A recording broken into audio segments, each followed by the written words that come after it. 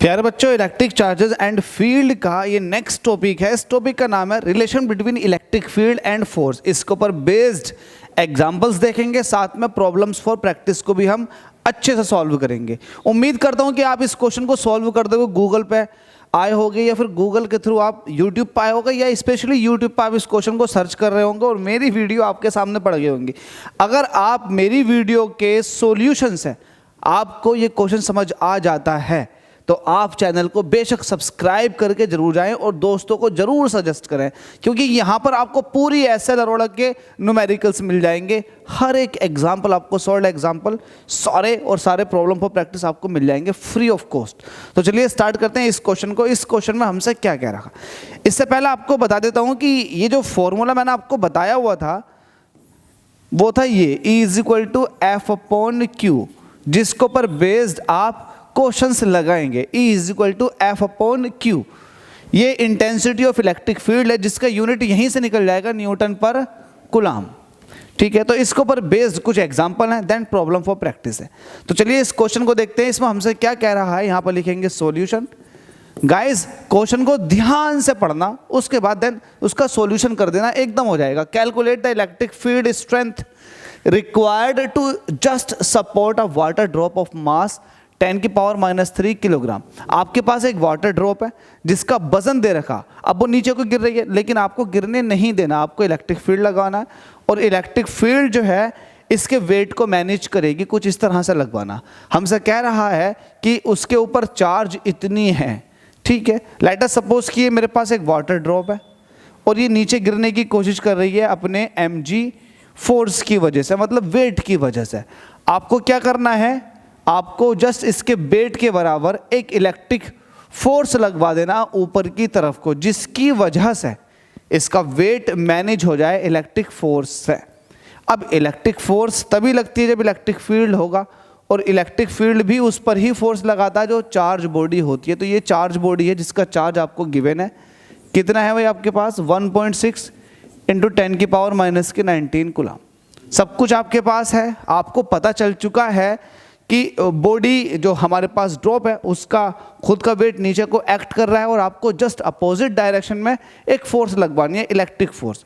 तो फोर्स जब बैलेंस करेगी वेट को, तभी ये रुक सकती है हवा के अंदर, अदरवाइज नहीं। तो हम वही लिखेंगे, फॉर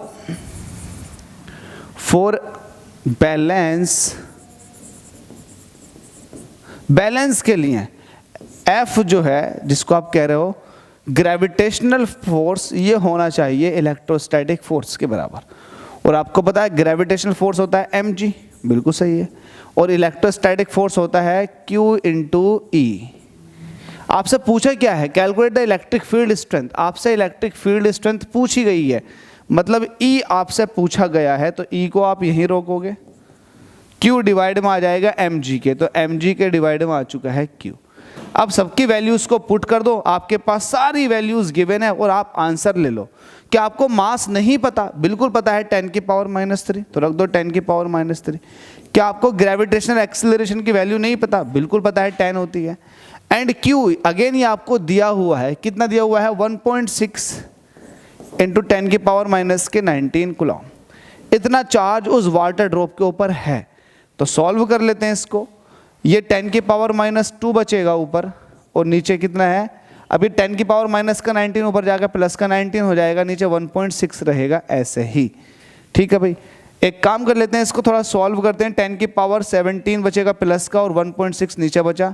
इसको आप ऐसे कह सकते हो 10/16 × 10⁻17। ठीक है, तो एक काम कर लेते हैं, यहाँ से एक 0 ले लेते हैं, 100 हो जाएगा, तो 100/16 × 10⁻16।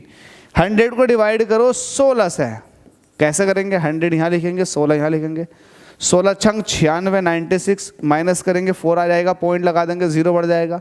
16 दूनी 32 होता है, सब्ट्रैक्ट करेंगे, 8 आ जाएगा, पॉइंट लगा हुआ, 0 बढ़ा देंगे, 16 पंजे 80, तो ये आ जाएगा 6.25 × 10⁻16 न्यूटन। सॉरी, यहाँ पर इलेक्ट्रिक फील्ड पूछा था, तो न्यूटन पर कूलम आ जाएगा। तो गाइज आपसे पूछी गई थी कितनी इलेक्ट्रिक फील्ड लगाएं जिसकी वजह से ये वाटर ड्रॉप हैंग हो जाए, रुक जाए।